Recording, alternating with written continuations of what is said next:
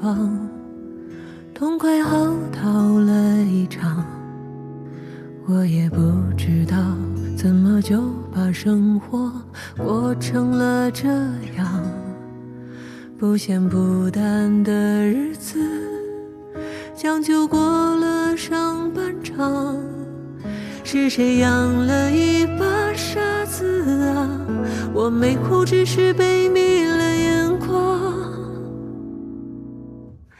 别松手啊，我最好的傻瓜，你哪儿都不差，我没说谎话，你很好很好啊。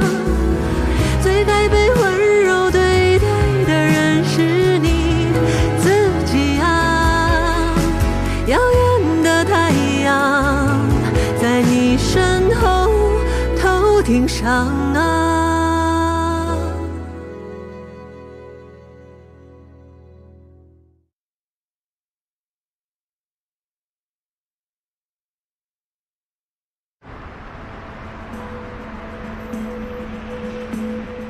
师傅，咱们能快点开吗？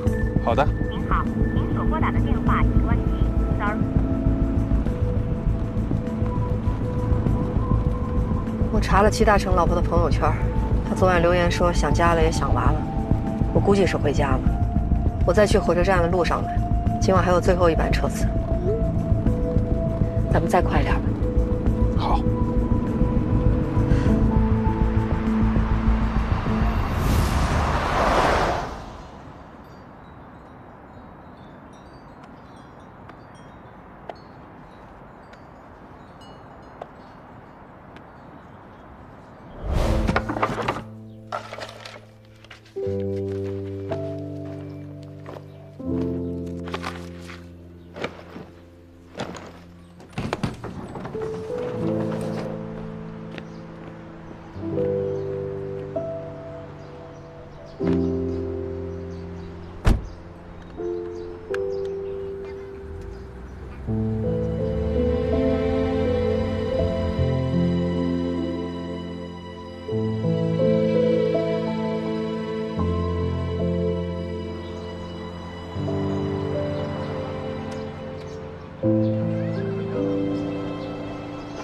一个人要决定离开一个家，离开父母，肯定是下了很大的决心，绝对不是一时冲动的。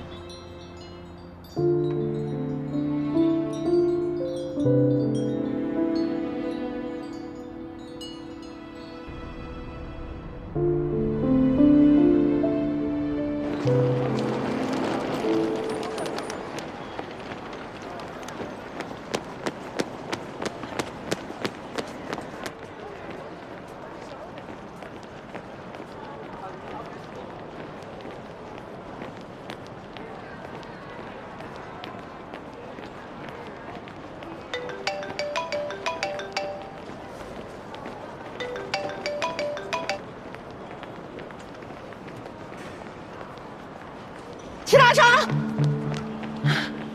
齐大成，你怎么不接电话呀？啊，你们要去哪儿啊？齐大成，这个手术不是做完就完事儿了，还需要配合一系列的后续治疗的。一旦出现排异，后果很严重的。你送我回去好吗？啊，哎，齐大成，你听听劝行吗？你劝劝他，这5年来你们被医院拒绝过多少次啊？我们又失败过多少次啊？就算我们所有人心血都白费了，你老公要出了危险算谁的？齐大成，你想想捐赠者啊，他们的儿子，哎，他们那么无私帮助了你，你对得起他们吗？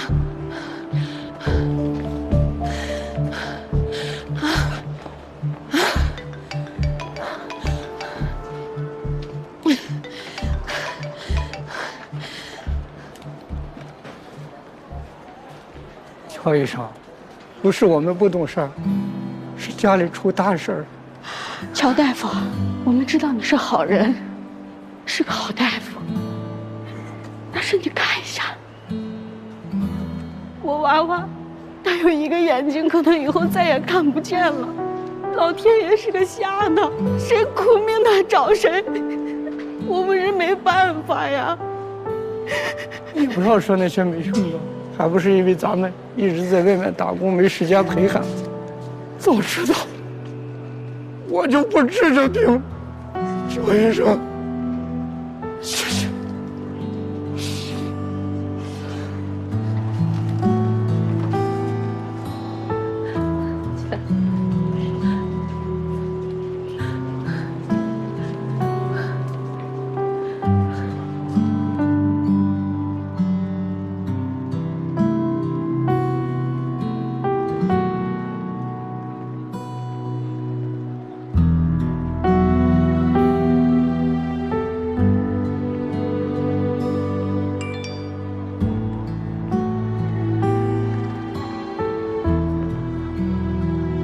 乔医生，实在对不起，我们的合作只能终止了。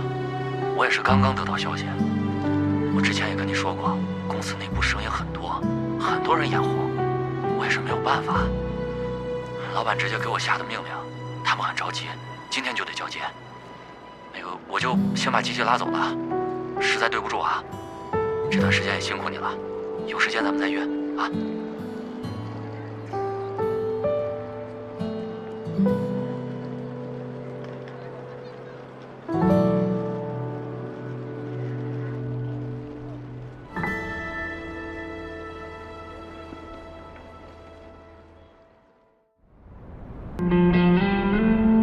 什么叫我说怎么办？这是你该问我的话吗？你说怎么办？上哪儿去？你给谁白眼呢？回来！哎，小陈，你别往心里去，他这人就是这脾气，跟谁说话都这样。老板脾气都大，我给格木造成的损失，我自己会承担。哎，你们几位，哎，请你说。耽误了那么多时间，花了那么多冤枉钱，你说非要搞什么5G 远程手术，到了打了个好大的水漂。哎，你说我不就是埋怨了2句吗？啊，你看乔阳他什么态度？临出门前你看见了吗？他那白眼都飞到天上去了。那天是不是你自己说的？你只管花钱。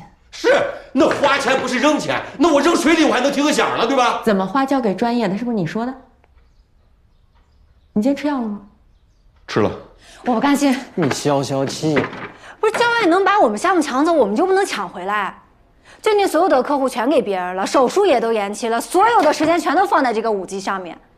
我这2周加的班比之前3年都多。是。那主任有什么办法呀？他不比你还着急呀？那要是有办法的话，项目也不会取消啊。依我看，你就别去添堵了。要我说，我师傅就是傻，只顾钻研技术。你说这么好的项目，是不是所有医院都得盯着？是。你非让我们搞那么完美干嘛？等我们练熟了，早就贻误战机了。这种项目就应该拿到手，立马上手术。对，我现在就去拿。你拿什么拿呀？5G 这个项目，格木前后搞了那么久，技术好不容易捋顺了，哎，结果被教爱截胡了。这下呀，乔主任算是凉凉了。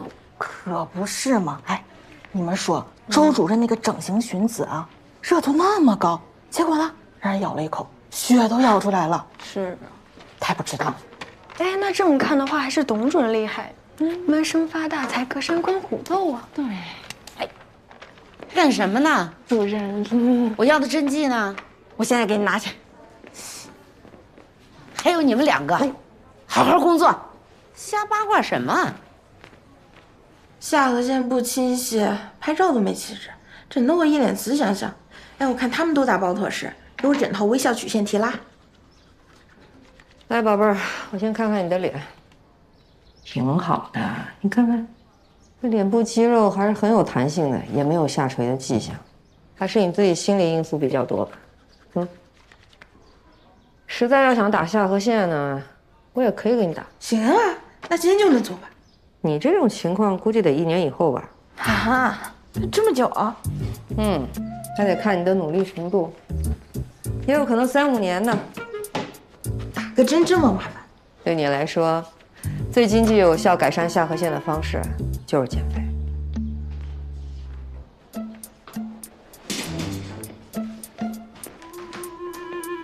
我要是能减下来，还找你干嘛呀？叫下一个吧。好。姐，下一位就是我。我还以为同名同姓呢。哦，那你先出去吧。好。那坐。怎么了？我想咨询一下双眼皮。你一个人来的？哦。其实我每次见你都想要问问，但在家里总是不太方便。后来想想，干脆就来这儿找您吧。我从小都觉得自己的眼睛挺小的。你眼睛不小啊？啊，你自己看看。是，爸爸也总说让我别太关注外在，思想品德才是最重要的。行，姐，你可能不知道，一直以来我都觉得自己没什么优点，长得普通，也不聪明。大家夸我性格好，就是对我最大的肯定。我从来没想过要改变，但就是那次你送给我的婚纱，我真的是太感谢你了。这事儿你就别放心上了。乔春生已经骂过我了，说把他乖女儿给教坏了。没有，姐。我本来也想啊，这婚礼嘛，不过就是走个过场。但是那天我穿上你给我送的婚纱，我站到镜子前，我觉得自己漂亮极了。我走过去，大家看我的那个眼神，就跟以前完全不一样。那一天简直就是我的高光时刻。我那个时候就想啊，如果我的眼睛能够再大点多好啊！姐，你肯定会帮我的，对不对？你来找我，乔春生知道吗？知道，我知道。但是姑，您那诊所啊，我是真干不了。您让我姐接手不挺好的吗？行了，我不跟您说了啊，我这忙着呢。不是，你要是找朱医生面诊的话，主任有一 VIP 10分钟到，但是主任这会儿在手术，一会儿客人到了得让人先等会儿。我实在不行给我打电话。好嘞。小野，快过来！怎么了这是？又是来找孩子的。自从刘新芳那事儿火了，咱们周主任就变成寻子锦鲤了。小野，快点！哎，人岁数大了，好好跟人说啊。好的，陈医生。挂一个，就那个窝牙头。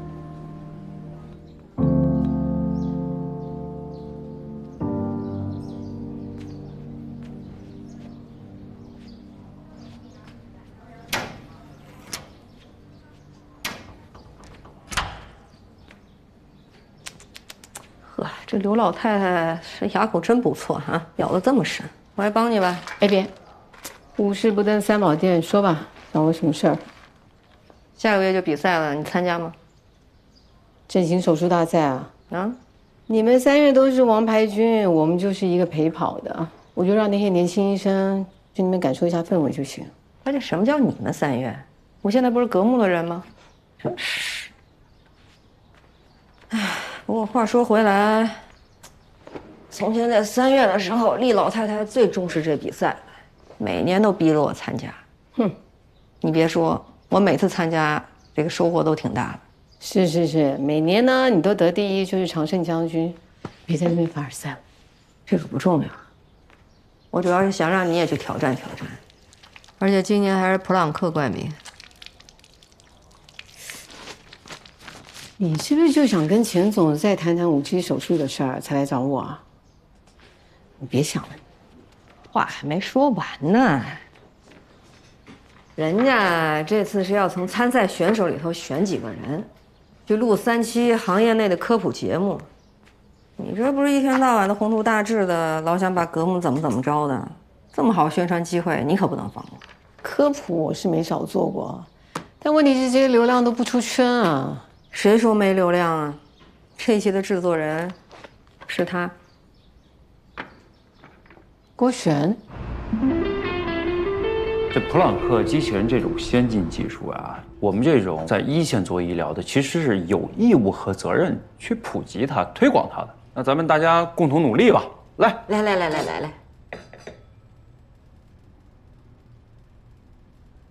秦总，您这个意思啊，我都听得懂，但是我只能说一句抱歉了，因为我跟焦爱签的确实是独家，没法再让第三方进了。钱总，我也很。这项目是你们技术部门主动找了我，这3年来我一直在给你们提供技术支持，这次也在革木实验了这么久，流程参数我都调好了。您这说换人就换人，这不合适吧？乔大夫，话不能这么说呀。我当时给时间没有，是给了吧？是。人员、技术、设备，我那好几个团队围着你们格木是团团转，说好了半个月就上手术的，结果半个月的时候连动物实验都没有做完。我跟您是说好了呀，临床试验必须达标了才能给真人患者动手术啊，否则会出大事儿的。这您不是不知道呀。况且咱们认识这么久了，您可不能玩过河拆桥吧？我什么时候？我怎么能说是过河拆桥呢？这个也不能怪钱总啊。其实这个普朗克是改变世界的技术嘛。我在想，我们不到10年的时间，我们的医疗也会有翻天覆地的改变。那如果格木能够参与做一些贡献，那真的是挺荣幸的。钱总，敬你一个。钱总，您别动啊，千万别动。我们格木啊，就这几个人儿，特别简单，我们就抱定普朗克大腿了。其他机构啊，我们根本就不理。我先干为敬。来，我赔一个，赔一个。还得是李总，来，我敬你们来。钱总，听说最近您有大动作啊，整形修复手术大赛，这可是国内首屈一指的比赛，拿下了。这个消息是真灵通啊，什么都知道。我们只是好奇，多说说嘛。我也没什么可说的。我们今年呢，就是搞小赞助，比赛还是那个比赛，我们就做好我们的服务就可以了。顺便呢，拍点东西。我的愿景呢，是让更多的老百姓能够关注到我们现代医学的发展方向，这个是好事情。哎呀，怎么顺便呢？你连郭璇都请来了，不是吗？你是真的挺关注的啊。周主任是有兴趣啊。我还是那句话啊，就是还是有点晚了。但凡2天前跟我说这个事情，咱们都有的聊。现在我跟焦爱那边已经谈好合作了。跟杜俊那边都已经通好气了，那要么，你看，如果你愿意跟杜俊搞一下合作的话，只要你们自己不尴尬啊，我这边是没什么问题的。当然不尴尬，我们跟杜俊都这么熟了，怎么尴尬？那好啊，那我觉得是大好事情啊！你知道为什么吗？因为周主任这个形象是太符合了。哎呦，谢谢。那这样，我给雪儿打个电话。只要他同意，我觉得他肯定同意的。钱总啊，这个节目你们有几组人啊？别的人选定了吗？是有什么推荐吗，周主任？有，他就一个杠精。真是呀你！大家都喜欢看这个毒舌姐姐怼人啊，有了她就自带节目效果。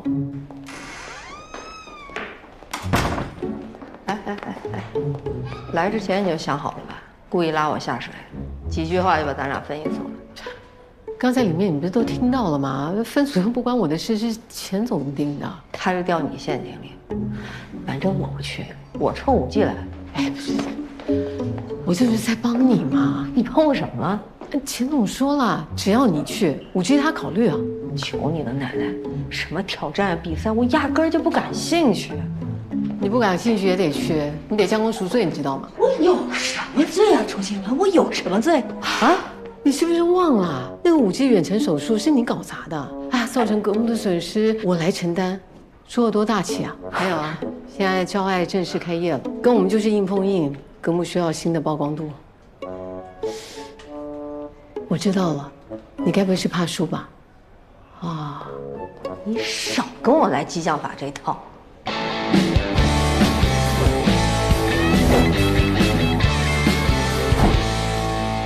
日常跟拍，2位也不用太有压力。咱们的主要任务就是记录手术大赛中2位的真实案例。除了3轮赛程，还会额外增设一些比赛外的小环节，比如访谈啊之类的。毕竟是节目嘛，案例会由我们来进行挑选，你们像平常一样就行。最重要的是真实的完成比赛和治疗，尽可能的忽视他们。我看了，除了手术比赛的专家学者，你们还设计了观众投票的环节啊。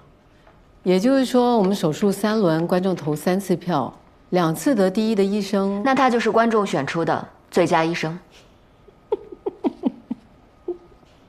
乔医生，有意见？没有，我是被你们那个策划案给逗笑了。你们这个第一轮比赛的这个题目叫“美的移植”，先不说你们给我们这个案例啊，移植到底是不是最佳方案？聊下去。你这上面写的说要让我狠狠地骂他，骂醒他，最好能骂哭他，这个就超出我能力范畴。我也不是演员。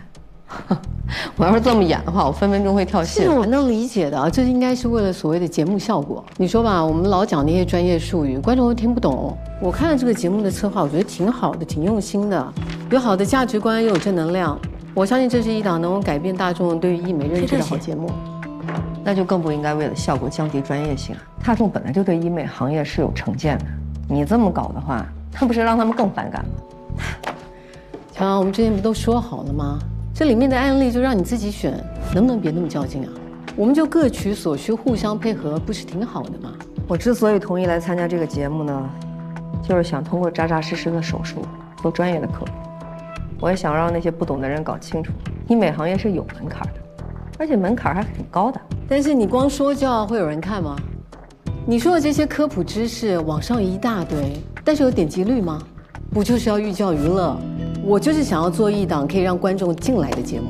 反正我的观点是，真实自有万钧之力，咱们自己都轻贱自己的专业，你还指望观众能尊重我们呀？我下午还有手术。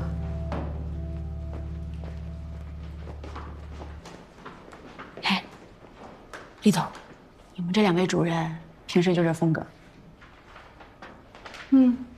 你还可以期待更多。通了。还行。哎呀，李总，你还是厉害的啊！上午打了个小姑娘，哎呦，疼的哟，吱哇乱叫。小姑娘皮薄，这点疼算是谁？哎呀，这个线条维持的好啊！你看看李总，来，1年做1回就可以了。等一下啊，我换个头，咱们打颈部。你说咱们整外这2个主任，又是3院参加换脸，又是找个孩子，60岁嘛变45岁，哎，中间还有一个什么5G 是吧？现在好了，2个人开始联袂录上节目了。哎呀，别酸，我倒希望这节目能火。怎么讲啊？现在外敌当前，给我们压力太大了。我们呢，都不要斤斤计较自己那点小算盘。节目那么多，垂类的小节目哪那么容易火呀？哎呀，话是这么说嘛，虽然火不了嘛，但是这也是一次很大的宣传嘛。最吃亏的嘛，就是我这种笨嘴拙舌的、老实巴交的，只知道一心打颈部，不知道征求名利呀。你还笨嘴拙舌？你这一句话4、5个成语。我问问你，皮肤科这几个月业绩降了吗？没有啊。那你要不要预测一下，忙着在节目里大放异彩的2位主任，下个月会交出一份什么样的答卷？哎呀，这有什么好预测的？肯定还是跌嘛。李总，我知道你是什么意思啊。我感觉啊，你们现在就是只图面上热闹好看，也不管什么业绩不业绩的了。所以我看他再好也不受人待见嘛。投资亏了，投资人不着急啊。之前5G 那事儿没办成，老唐冲乔主任发火没事，你知道？啊？唐总对乔主任发火了？对呀，破天荒头一次，回去就跟我道歉了，说有点后悔之前没听我提醒他的话，说了，最后再给他1个月时间。哦，哎，那也就是说，我可什么都没说。我还是那句话，每个人都应该做好自己该做的事情，但行好事，莫问前程。美的移植肯定还是以移植为核心。我又重新筛选了一遍，找了一些游离皮瓣移植的手术。我的想法是，我们可以在里面加一些创新技术或者是科技元素，但都没什么背景故事，还是没有话题性，最后还得被毙。之前有一个编剧在我这做过双眼皮，也许我们能找他编故事。编？你当咱拍电视剧？难道您不想赢吗？当然得赢。那我们在案例的故事性下功夫也没错呀。赢是因为我有这个自信，我做手术是不可能输给参赛那帮人的。至于拿什么奖杯奖牌啊，那些破玩意儿，在义乌小商品市场卖5块钱2斤。这个怎么样？夜店蹦迪毁容美少女。走走。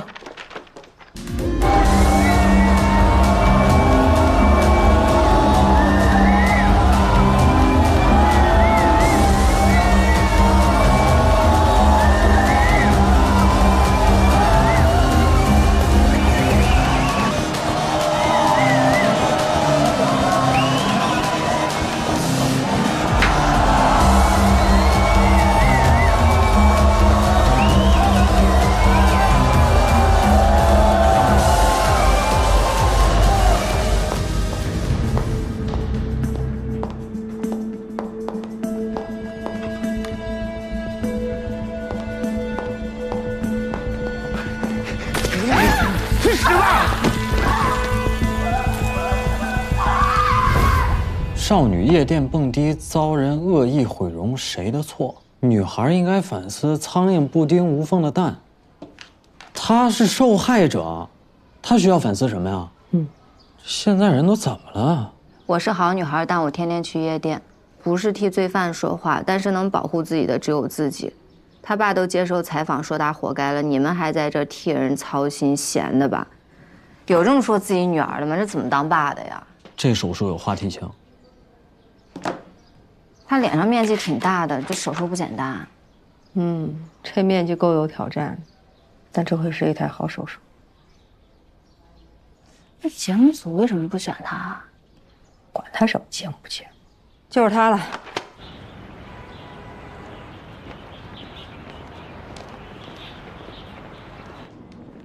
你好，哎，你好，我们想咨询一下儿童芭蕾。哎，请问你们孩子多大了？8岁，今年上2年级。那之前有接触过芭蕾吗？啊，没有，我们都是工薪阶层，没接触过艺术。那这样，想看一下我们的宣传手册。行。是这边吧。是家长，这都是家长。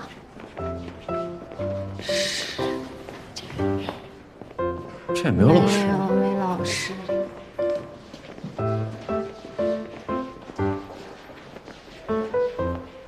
这样子是。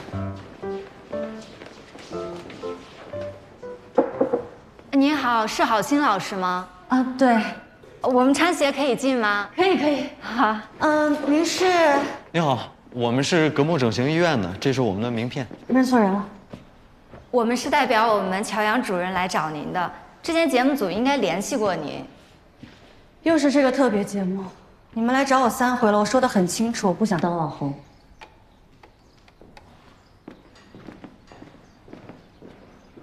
您其实可以上网了解一下，我们主任是国内最好的整形医生，他之前做过非常多的经典案例，而且他对您的手术很有把握。手术以后没人看得出来，您可以过新的生活。这就是我的新生活，有活干，有钱挣，没人认识我，也没人在意我，我为什么要替你们做宣传？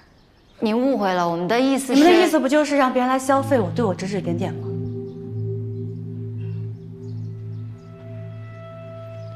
没别的事的话，就走吧。您呀，小汤圆儿来了。郝老师好，来了。哎，你们先去压腿啊。我要上课了。能成为今年的理科第1，你一定有很多备考经验吧？分享一下吧。其实也没什么，心态比较重要吧。我觉得这上考场就跟打游戏一样，只要专注就行了，不用想太多。反正我做不到像你这样一心二用。听说你小学时候成绩并不是很突出，从初高中开始一直平步直升，是怎么成为学霸的呢？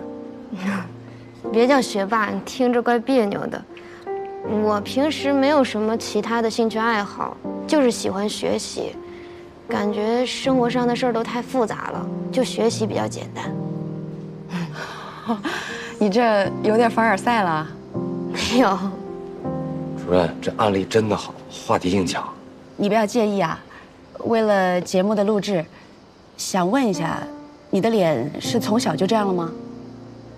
大概从小学的时候开始吧，前前后后也看了不少医生，都是让我吃药控制，直到最近遇到了周医生团队，才有这么好的机会。不过就是手术技术含量差点意思，做2次颗粒脂肪填充就行。谁跟你说只有一种方案啊？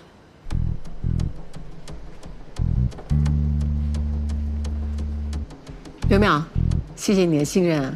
今年暑假会是一个很轻松的暑假，你还有什么计划？我怎么计划还是得看周医生你吧。那就直接聊聊方案吧。我看过你的病历了，你是半侧颜面萎缩症，是从小学开始发病就一直吃药，现在这个病程进入了静止期。我的建议是用游离筋膜脂肪瓣来做移植，再加上3D 骨的重建。这个方案名称听着都这么长，恢复时间也挺久的吧？差不多2个月恢复期吧，但是要加上你的雷射治疗啊，还有后续的填充。等到暑假过后，那个手术的痕迹几乎看不出来。那就把恢复时间写在合同里吧。我说过，我希望开学之前能出院。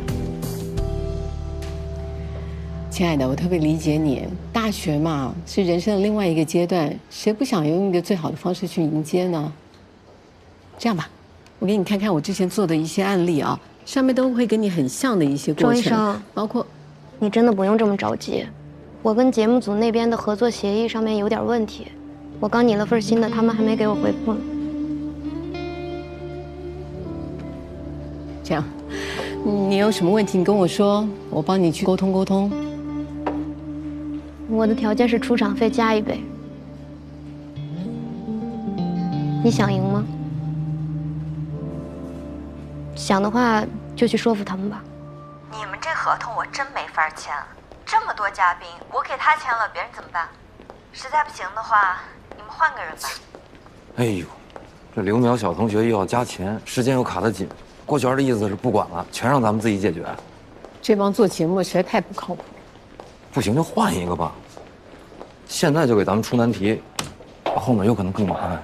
换什么换啊？你看乔安那个患者叫郝鑫，都已经拒绝节目3回了，还不都继续磕？人家乔阳最不喜欢管那些病人的闲事，他都亲自出马了，我们才在哪？好好做吧。就这儿了。真的，师傅，我们俩怎么着都不灵，还是得您出马。哎，那就是郝鑫。哎，你没看人家说话呢。你要点脸行不行啊？有病，还给老子动手！哎，小事打你，你打够了，我打你！你们干谁？你们故意干谁？我打死你！师傅，劝你别生事儿啊！你别乱看，关你屁事！报警了！手机给我放下，再把我弄你！什么？有话好好说。哎，没必要为难一个小姑娘，有话好好说。什么小姑娘？她是我女儿，我叫我女儿怎么了？哎，你不是断绝父女关系了吗？打人的时候想起她是你女儿了？关你屁事！你再看，我弄死你！你没完了是吧？哎，那老师，把你们学校保安叫来，这人搁这喝酒闹事啊！关就怎么了？你管着吗？你别跟我说话，满嘴酒气。有你这样当父亲的吗？都多管闲事是吧？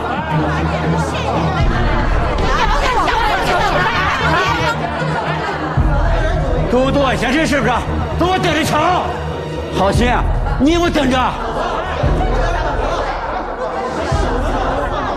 才想沾我扯你！你事儿没事儿啊？你瞎跑什么呀？一个没看住你就窜这儿来了。你上哪儿了？我没事。真够行的你。你是谁啊？哦，这是我之前给你介绍过的乔阳乔主任，是节目上。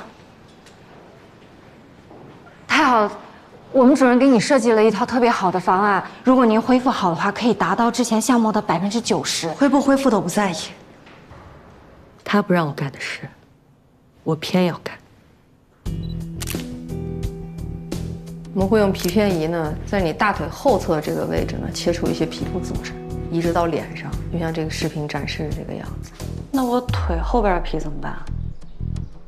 咱们人的身体是很奇妙的，大腿后面的皮肤它自己会长出来的呀。哎，你能不拿摄影机怼着人患者的伤疤拍吗？很不礼貌。对，拍乔医生，人妙语连珠呢。我没有妙语，我只有术语，少拍我。怎么没有？您之前不是说这不废话吗？你让那外科医生割个阑尾，他能雕出朵花来。妙语连珠，你这话可别剪到节目里头，回头别害我被外科同事集体拉黑了。咱们接着往下说啊，那皮片一切除下来，这些皮肤组织无论怎么样，肯定都是你的手术组织，别人都次要。咱们这些拍摄，要有什么让你不舒服的地方，你当时就要说出来，不用惯着。没有，都挺好的。我本来这样都无所谓了，误打误撞才遇见了你。你放心吧，我一定努力配合。求求你姑娘，这好，走吧。啊，你就找文文，那是我女儿。我跟您说了多少次？乔医生，到这儿吧，别送我了。我走了。你看，我把电话号都留给你了，他是你们的老板，他要知道你拦着我不让进，会狠狠地批评你，好吗？开除你。怎么了，小莫？哎，大夫，你好。哎，你好。我呢也是这个咱们医院的家属。哦。我去找我女儿文文，哎，他就不让我进。文文，周主任，周静文主任吗？是啊。就是那个没有良心的，现在当医生了，经常上电视，你没看到吗？啊？哦，你稍等一下。知道了，知道了，一会儿回去你催命啊！哎，这个，那周静文知道您来吗？他现在呀，凶得很哎，不是当了医生了吗？还上电视，有钱了。是这样啊，阿姨，我跟静文主任很熟。那我没听说他还有家里人健在啊。您确定您找的是我们医院的周静文吗？你这人怎么说话颠三倒四的？你是不是毛病啊？他不让进，完了你也说不清楚，我还忙着回家要做饭呢，让你给耽误我时间了，浪费。你好好吃药，有意思。这都什么人呢？门呢？哦，这儿。这个我最喜欢，位置特别好，周边都是高级写字楼，咱要搬过去，中午搞一个午休美容，那业务量直接上去了。唯一缺点啊，面积稍微小了点，但是咱们业务精简之后也够用。好处就是人家业主给的价格太美丽了。李总，你不觉得现在讨论这个有点太早了吗？整外跟皮肤科的合并都还没形成决议呢。你不觉得这是大势所趋吗？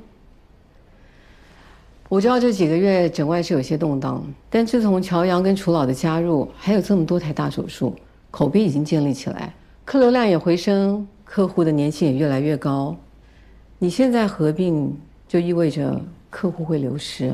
你看，误会了吧？合并不是说要拿掉整外，咱们就是精简优化一些性价比不高的手术。什么鼻综合呀、眼综合，那肯定还是大头。到时候你们医生有更多精力服务大客户，咱客单价一下就上去了。李总，这就是我跟您意见不同的地方。你认为性价比不高的手术，我认为这就是格木的最终获利。我相信市场的最终选择就是工匠精神跟长期主义。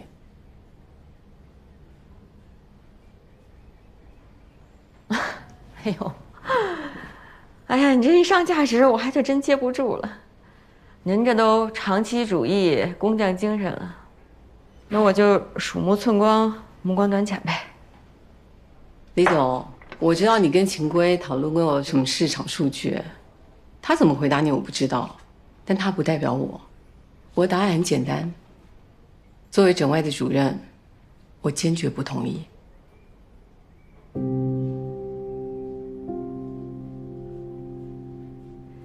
我来格木5年了，我们之间除了工作就是工作，我觉得特别好，特别舒服。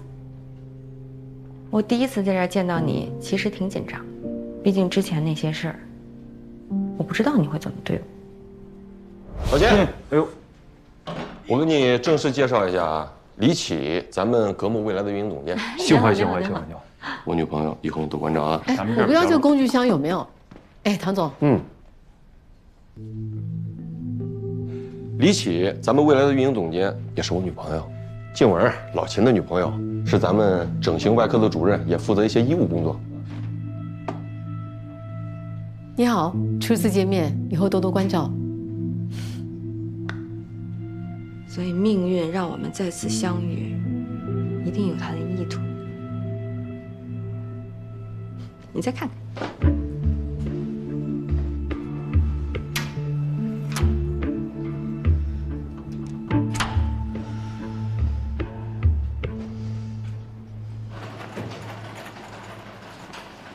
姐，这事儿爸爸妈妈都不知道，这是我做过最叛逆的事儿。拉个双眼皮就叛逆了，那你这青春期来得够晚的。下次回家估计又要挨骂了。那你就往我身上推，让他们来骂我。那他们还真不敢，他们也就说说我。上次我听爸在一旁嘟囔说，你长大了，翅膀硬了，他拿你没办法。那可是我自己争取来的。小时候他没少揍我，直到有一次我还手，他再也不敢打我。所以你看，逆来顺受就得活该挨打。这道理我都知道，可……哎，你就别想那么多了，反正以后你又不跟他住在一块儿，他也高兴不高兴？我老公估计也不支持我，不过他也不一定能发现。你拉个双眼皮他都发现不了，这老公还能要吗？我都习惯了，我这个人本身就没什么存在感。就昨天，我们部门聚餐，好几个人都不知道我叫啥。我们都一起工作3年了。姐，我跟你说这些，你不会烦吧？这好多事儿，我也没跟别人说过。没事，聊聊天就不紧张。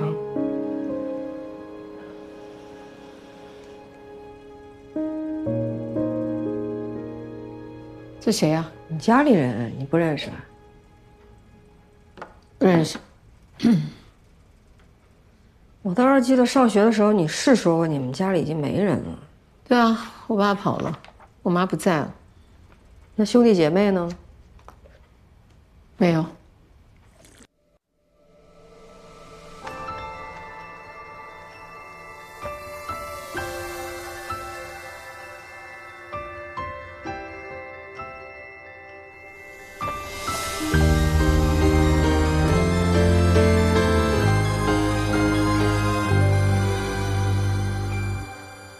当心要沉入黑夜，渐痛的重放，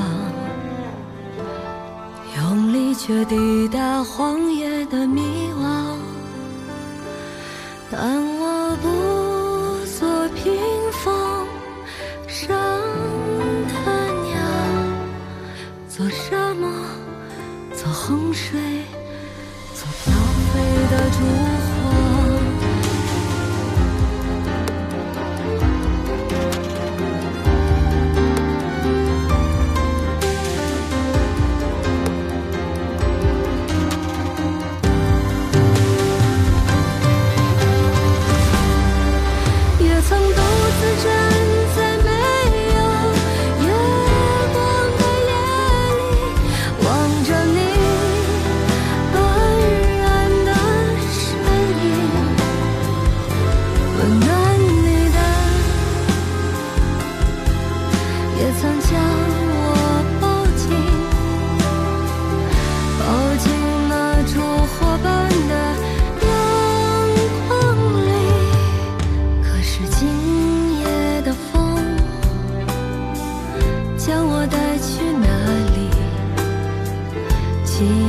这希冀煽动羽翼，风中呼喊的声音是那样的熟悉，是你吗，亲爱的我自己，是你吗？